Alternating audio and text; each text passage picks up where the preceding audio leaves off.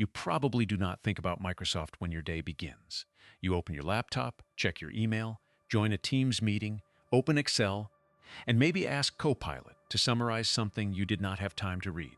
It feels normal, and that is exactly why it matters. Microsoft did not take over your computer with one dramatic move. It became the place where your work happens. Emails, documents, meetings, login, cloud storage, and now your AI assistant, and that is why an old question is coming back.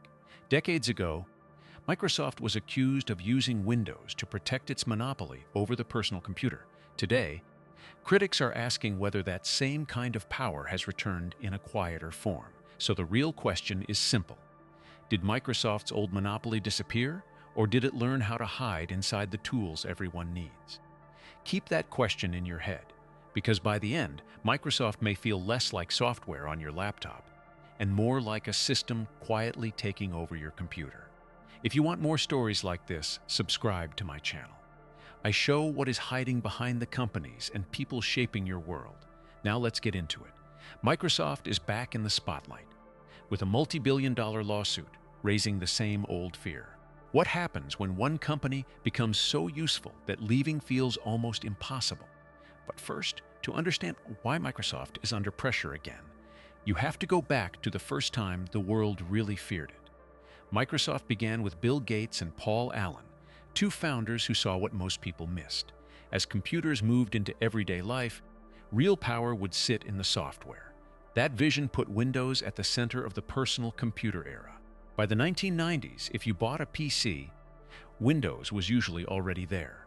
Before you opened a document or installed another program, Microsoft was already part of the experience. Then the internet arrived, and the browser became the next threat. Netscape, one of the first major web browser companies, showed that people might spend more time in the browser than in Windows. For Microsoft, that threatened its position. So Microsoft used the strength it already had. Internet Explorer was pushed into Windows, and the browser war became a fight over platform power. Then regulators came. The US government accused Microsoft of using Windows to protect its monopoly. For a moment, it looked like Microsoft might be broken apart. But Microsoft survived, and that is the first twist. The monopoly did not die, it learned. For a while, Microsoft looked less dominant. Google, Apple, Amazon, and Facebook became the louder empires. Meanwhile, Microsoft moved deeper into work. Then came Satya Nadella, Microsoft's modern CEO. When Nadella took over in 2014, he rebuilt Microsoft around cloud, business software, and artificial intelligence. Microsoft looked calmer and more useful. Underneath, it was becoming more connected to how companies operate. Windows was still there, but now Microsoft also had Office, Outlook, Teams, Azure, Cloud Security, LinkedIn, and Copilot. That was the real comeback. A whole workday. Inside a normal company, it happens slowly. Word and Excel are already familiar. Outlook becomes email. Teams becomes meetings. Files move into OneDrive. Azure becomes cloud. Microsoft Security gets added. Then Copilot arrives on top of everything. At every step, it feels practical, and often it is practical. The more useful the system becomes, the harder it becomes to leave. After enough steps, leaving Microsoft does not feel like switching software. It feels like ripping the cables out of the wall. If you have ever tried to switch even one simple app at work, you already know how annoying it can be. Now imagine doing that with the entire company. That is when convenience starts turning into dependence. Many companies choose Microsoft because the tools work well together, but that is also the power of the model. Teams works with Outlook, Office works with OneDrive, Azure connects to cloud contracts, Security connects to company logins. Copilot connects to the data sitting across the whole system. That is why the current lawsuit matters. The claim is that Microsoft made it more expensive for companies to use key Microsoft software on rival clouds instead of Azure. Microsoft denies that claim. Forget the legal wording for a second.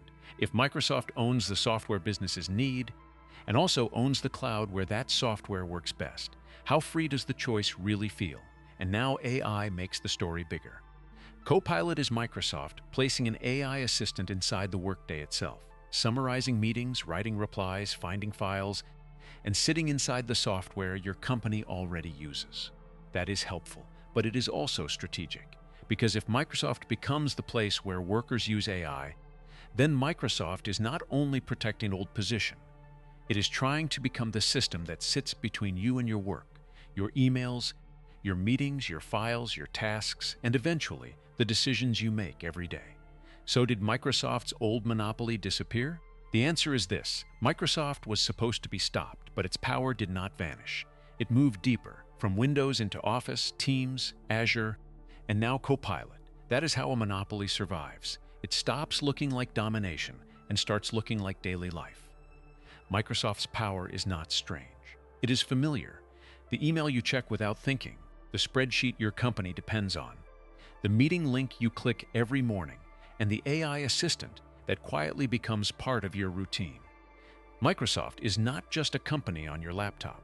It is a sign of what can happen when convenience becomes the foundation everything else depends on. If this video made you look at your own computer differently, like the video, subscribe to my channel, and leave a comment with which topic you want me to cover next.